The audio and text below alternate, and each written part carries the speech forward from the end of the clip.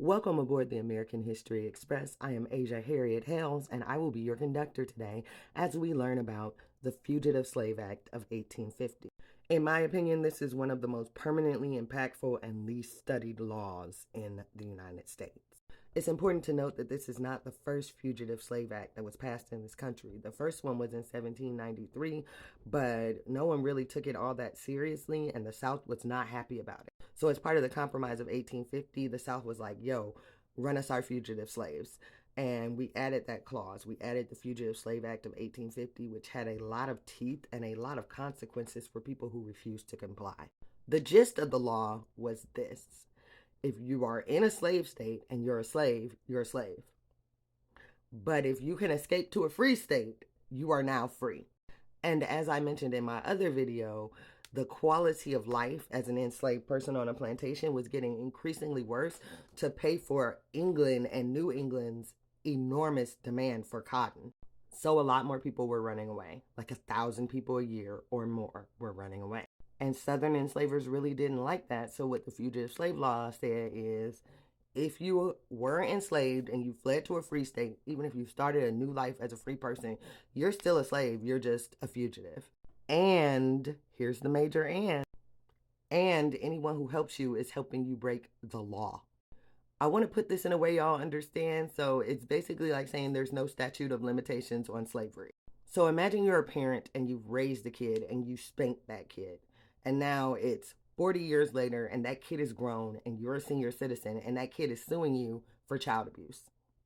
Now imagine they're also suing all your friends for helping you cover up child abuse. And that might give you a sliver of an inkling of what the law was actually like. And as bad as this was, the law itself was not the problem. Oh, no, no, no. The enforcements tied to the law were the actual problem because they are what enlisted every white person in this country into a race war against black bodies. Under the new law, the police and the U.S. Marshals essentially became slave catchers. Any police officer who failed to apprehend someone who was escaping from slavery could be charged $1,000. $1,000 in 1850. That's $41,000 in today's money.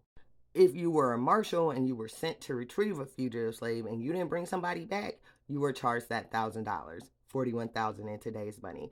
So what do you think is going to happen if you're a marshal? You're bringing somebody back. You're bringing somebody back, right? Because you can't afford $40,000 in a fine, which is how we got 12 years a slave and other equivalent situations. Marshals were authorized to start a posse comitatus, and what that meant was, I come into town, I'm looking for somebody, and I can enlist anyone into a posse for as long as I want, any length of time that I think necessary to find this escaped fugitive. Now, while you served on a posse comitatus, you were paid $5 a week, which comes out to around $200 today. The marshal that was in charge of the posse comitatus was paid $10 a week, which was like $400. So we incentivized average citizens participating in this fight when they didn't even have a dog in this fight. But the incentivizing is not even as bad as the punishment. The penalty is what really forced people to participate. Because if you refuse to be a part of a posse comitatus, you could be fined $1,000 and jailed for 1 year. If your neighbors didn't just unalive you, $40,000 in a year in jail, or we'll give you $200 to help chase down this black person. The law also made it easier than ever for white people to reclaim their quote-unquote property. Under the Fugitive Slave Act of 1793, a lot of states had made it so that if you were claiming someone was your slave, you had to come prove that, and you had to have a jury trial before you could just snatch this person away from their home and their life. Well, in 1850, they chalked that part. Now, all the claimant needed was a vague description filed at any courthouse of what the person looked like and saying that they were missing property. Now remember, it's 1850, so the black people couldn't testify on their own behalf. So even if they were brought to a courthouse and said, that's not me, they weren't allowed to say that. They were not allowed to speak in their own defense. So even if they had the wrong person, they don't care. It did not matter because you were property, you were able to be reclaimed. That marshal was not trying to go to jail and he was trying to get his coins. And that was that. That's the end of the story. In Cleveland, there was this lady, Sarah Lucy Bagby Johnson, and she was the last person to ever be reclaimed under the Fugitive Slave Act. She had run away, made it through Pennsylvania, made it to Cleveland, started a whole new life, got married, was doing her thing, But Cleveland was a known abolitionist hotbed. And so her enslaver was like, we gonna try it because we need a win in Cleveland, because a win in Cleveland is a win for the Confederacy. So in 1863, I think, they came and got her, and re-enslaved her on a plantation. And she was there for about 2 months until the Union soldiers came through and they were like, yo, you're free again. That's a wild story. I can do a separate video on it if you want. But the fact of the matter is that prior to 1850, there was no incentive for everyday white people to be involved in slave catching at all. And the reason why this matters is because white people still think that it's their job to police black people today. That sense of entitlement didn't come out of nowhere. I was on the phone with one of my friends. She was taking a walk in a white neighborhood, and this white dude was just like, "What are you doing?" And she was like, "Minding my business. What are you doing?" And he was like, "Well, I guess I'm minding your business too." That's not an isolated incident. That's a legacy of history. Barbecue Becky. Mill Valley, California, white collar crime. We have a long, long legacy in this country of empowering white people to act as judge, jury, and executioner of black and brown bodies.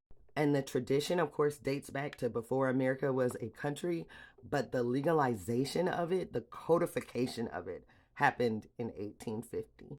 At the time that the law passed, about 30% of white Americans were enslavers, and most of them were wealthy families in the South, which means 7 out of 10 white people had nothing to do with this until they were legally forced into this battle. Now, I'm not saying all these white people were so good hearted that if there was no law, they wouldn't have participated in it, but I bet you some of them wouldn't have. And I'll tell you what else, a $1,000 fine, aka 40 grand in today's money, is definitely going to keep you quiet about your unpopular opinions. And I think it's important for us to understand this law because this is the way the laws are being weaponized today to enforce self censorship. Because one thing the US government has learned very well is we don't have to make it illegal for you to speak out, we can just make it expensive. And I absolutely believe that we will see something very similar along the lines of immigration coming up soon because America has tried it and it worked before. The Fugitive Slave Act of 1850 was squashed by the 13th Amendment, but there's an exception clause in the 13th Amendment that says that you are allowed to enslave people as punishment for a crime, which led to slavery by another name, convict leasing. And if you don't know about that, I'm making a video about that next week, so come on back. I say all this to say that some laws and statutes are designed simply to draft large portions of the population into battles that aren't their fight. Some laws exist to discourage dissent, and some laws are passed to ensure the succession of the status quo, like the 13th Amendment. We need to know and understand our history here because what happened then can happen again.